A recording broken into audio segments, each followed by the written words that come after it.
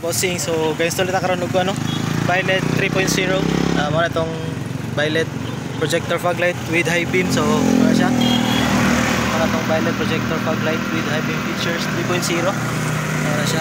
Tapos ano yung light output sa tong Violet 3.0 with high beam. So na siya cut off. Ano na siya? White. So tricolor din siya tong i-install na Violet no sa Toyota Innova. So try na to yung yellow. Yellow.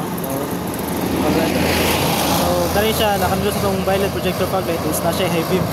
So pag mag high sa headlight, may po sa fog light.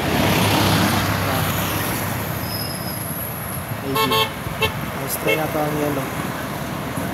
Yellow is good for siya sa mga karang small tone na ulan. Same lang sa weather.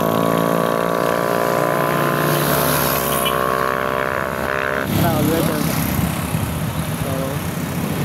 Ito sa sulod sa sakyanan. So naka medium tint si sir. So man yung actual output sa sulod. So naka medium tint si sir. So white. So high beam. Tapos yellow high beam. Then all weather high beam. So man ito nakanindot sa tong Violet projector fog light na siya high beam. So man yung actual output.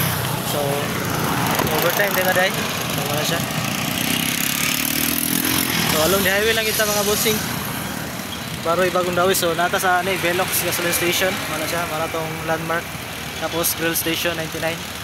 So visit na sa atong shop mga bossing. Amigo Auto Accessories. Peace.